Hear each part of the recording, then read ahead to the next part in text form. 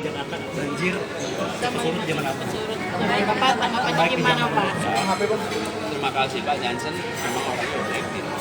Dari dulu juga Pak Jansen itu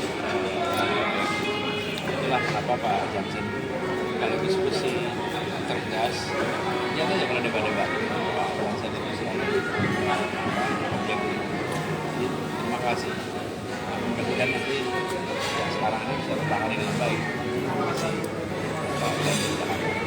Bahas soal komentar Pak Prabowo dapat bintang selamatan. Gimana? Nah, selamat buat Pak Prabowo.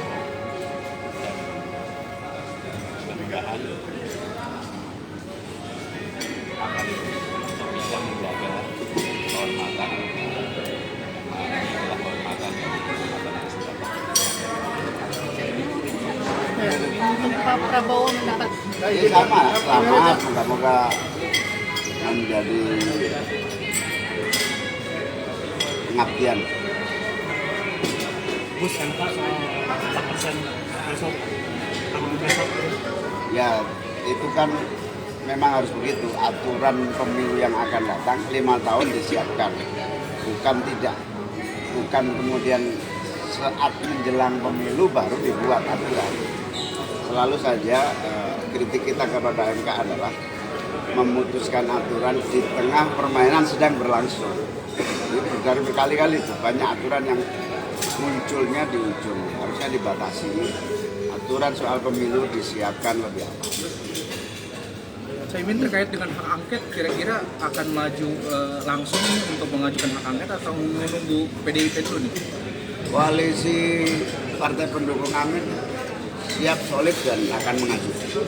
Akan mengajukan. Kapan Gus? Ya kita tunggu aja DPR, urusan di DPR. Pak, ini kan banyak program pemerintah yang mulai mendukung 02 padahal ini kan masih berlangsung gitu. Nah ini apakah ada tanggapan Pak bentuk cawe-cawe atas proses pemilu yang sekarang sedang berjalan? Pemerintah yang akan selesai kemudian mengakomodasi program-program yang dijanjikan oleh yang terpilih itu baik. Yang repot itu kan pemerintahnya mau selesai tapi dia tidak mau mengakomodasi, dan itu yang terjadi. Jadi pemerintah mengakomodasi itu baik. Nah pertanyaannya kapan itu dimulai pengakomodasian? Pengakomodasian itu dimulai sesudah badan penyelenggara pemilihan umum memutuskan secara legal si A, si B, si C sebagai pemenang. Nah sesudah itu maka pemerintah berdasarkan keputusan penyelenggara pemilu memanggil pemenang, menanyakan apa programnya, apa yang harus dimasukkan dalam RAPBN. Nah itu baik. Tapi kalau belum ada ketetapan dan sudah dimulai, ada persoalan etika lagi di sini. Jadi, tapi sikap terbuka itu baik. Itu yang dibutuhkan justru dalam demokrasi begitu. Yang repot itu kan kita pernah mengalami mau sudah terpilih menjadi calon gubernur, kemudian gubernur yang sedang bertugas tidak memberikan ruang, buat repot. Tapi keterbukaan, persoalannya kapan mulai terbuka? Sesudah penyelenggara pemilu menyatakan secara resmi sebagai pemenang. Nah itu baru mulai. Pemilu juga sudah selesai.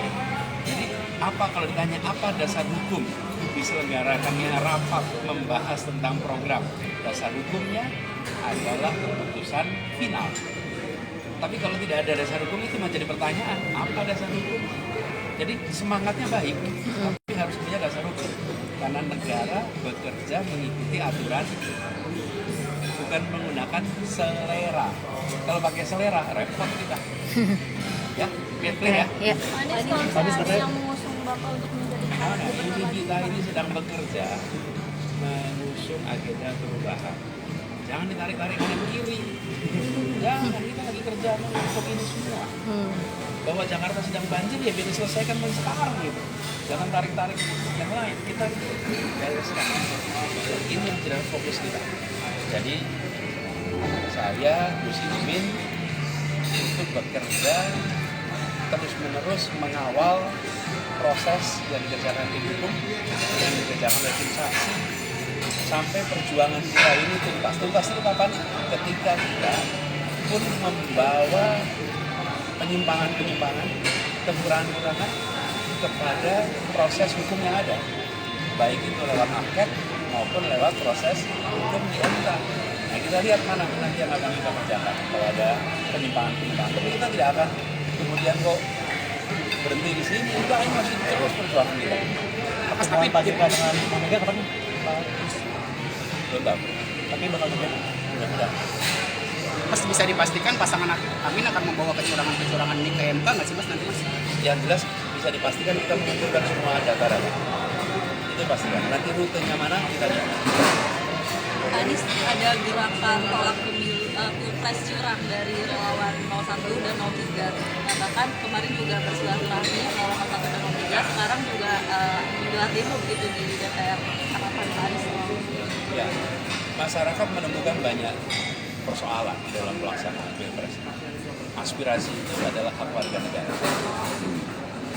Kami menyiapkan data proses untuk bisa dilakukan melalui prosedur yang ada. Biar ini berjalan, tapi aspirasi itu harus diatur. Kalau Pak Anies sendiri udah ngomong sama Pak Ganjar, komunikasi, teleponan sama Ya, komunikasi. Kira-kira apa paling dibicarakan Pak? Tanya nggak diceritain, Pak.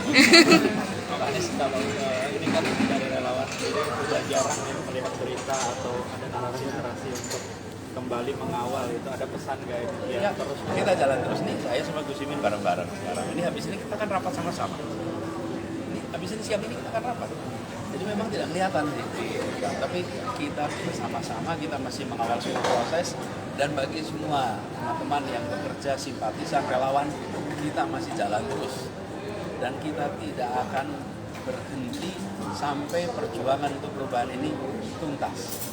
Dan kalau ada, kita temukan banyak nih penyimpangan, itu akan kita proses secara hukum. Untuk apa? Supaya terjadi perubahan dalam sistem penyelenggaraan pemilu juga. Masa tiap 5 tahun kita ketemu problem-problem seperti ini? Ya. Setelah ini rapat bahas apa Pak? Apa? Rapat setelah ini Nanti mau bahas apa? Ya terkait yang sedang dibicarakan ini. Problem-problem ini. Ini kan relawan 01 dan 03 sudah bertemu. Apakah Pak Anies dan Gus Imin akan ada rencana Tunggu mau waktunya aja. pasti rencana Dalam waktu dekat terbuka. dengan Pak Ganjar? Wah, gampang lah nanti kita sadar ya. Ya, makasih. Makasih Pak Anies. Gus. Siapa ini ya? Aduh. Siapa ya?